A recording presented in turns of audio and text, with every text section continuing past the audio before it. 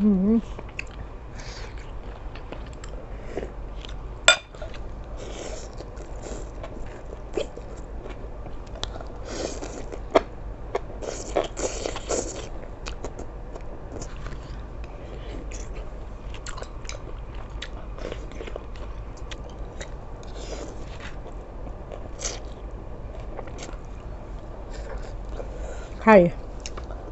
สวัสดีจ้าวันนี้หนูนาจะพามากินสุกี้ทะเลหนูนาอยากกิน ก็เลยจัดซะอยากกินมาโดนแล้วอันนี้มีเดี๋ยวเอาเตรียมอาวุธก่อนอาวุธใหญ่มากสดน้ำมีกุ้งกะวุ้นเส้นแล้วก็มื้อไข่จ้ะเพื่อนๆแซ่บ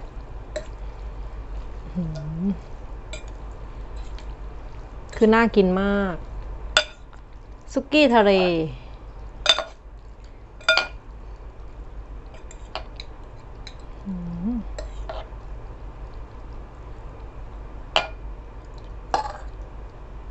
ซิมเบิงบัดเนี่ย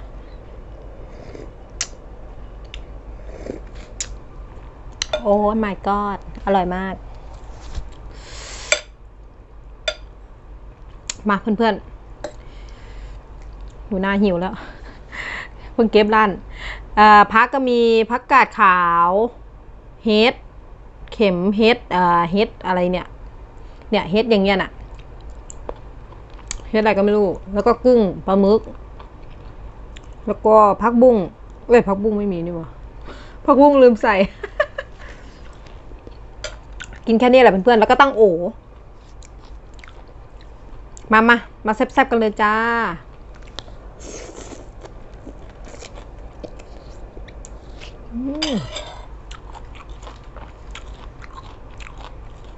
แซ่บกุ้ง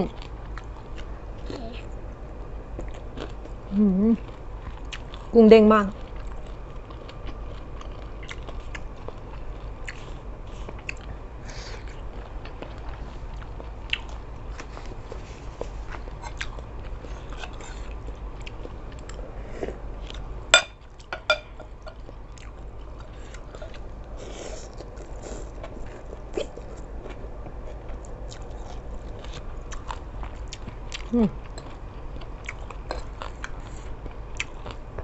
ตะเกียบไม่มี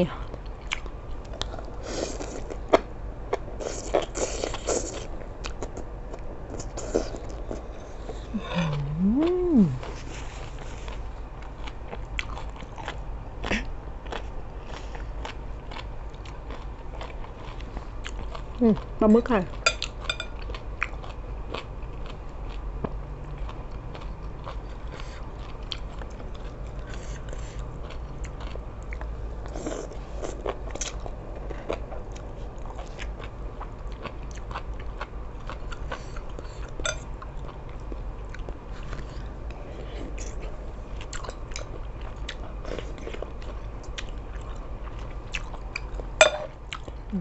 แซ่บ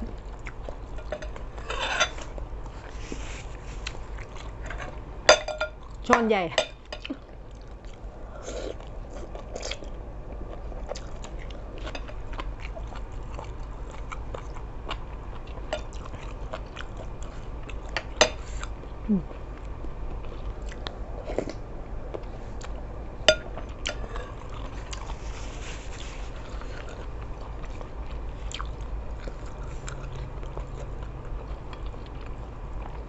แซ่บ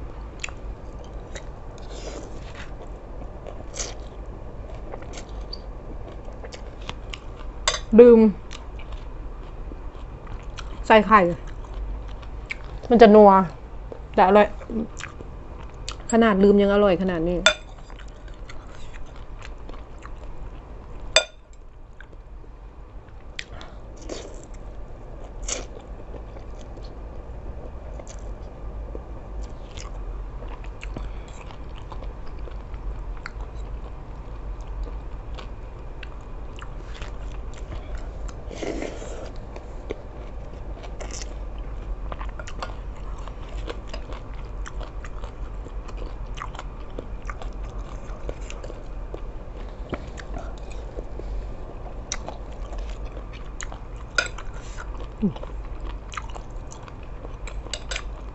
กุ้งหนูนาหั่นผักกาดเป็นแบบเส้นๆนะเพื่อนๆ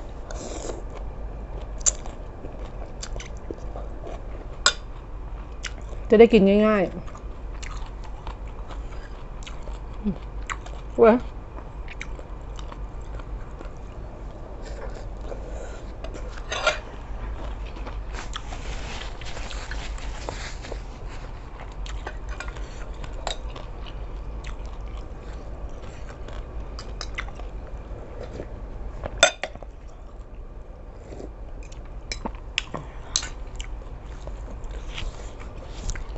ตอนแรกว่าจะกินแห้งอยากลองทำแบบแห้งแซ่บไข่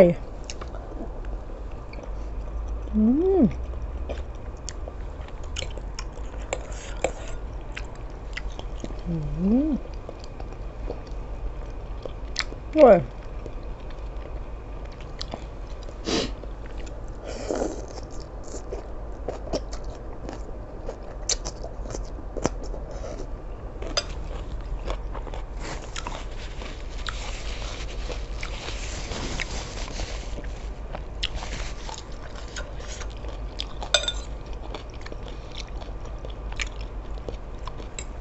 ไข่มันสู้ปากจัง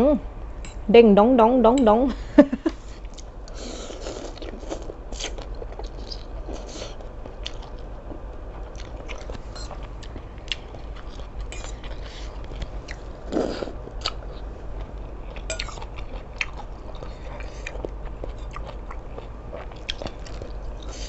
แซ่บ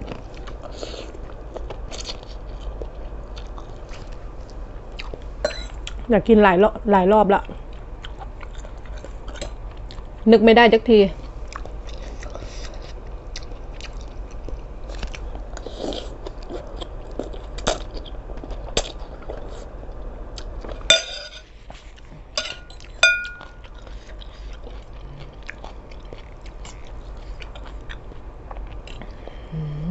หมึกไข่ยั่วๆจ้า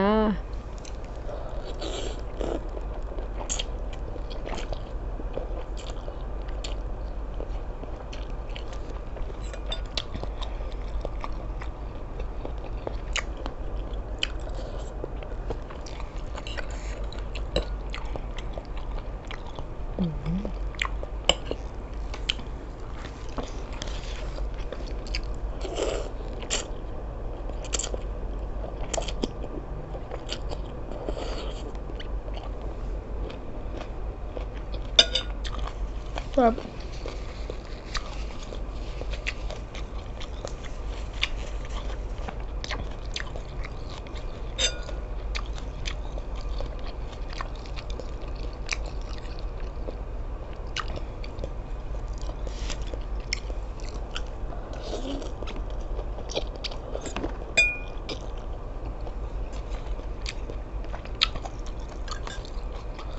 ป๊าบอิ่ม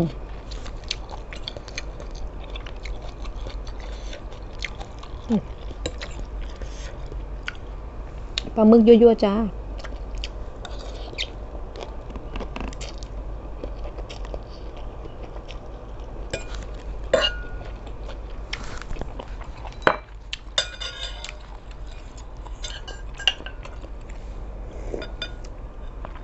เอาเรือมาสดตากข้าง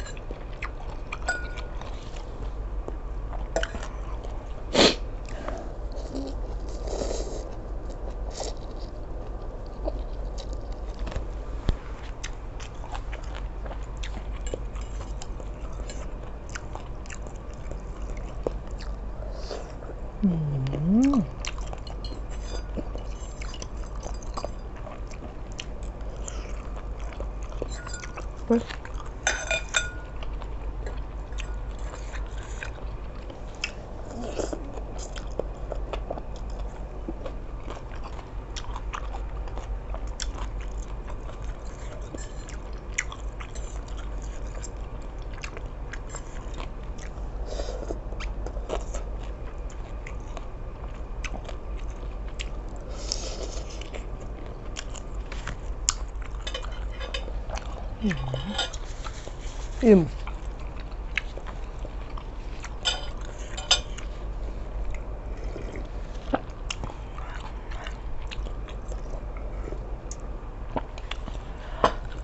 อิ่ม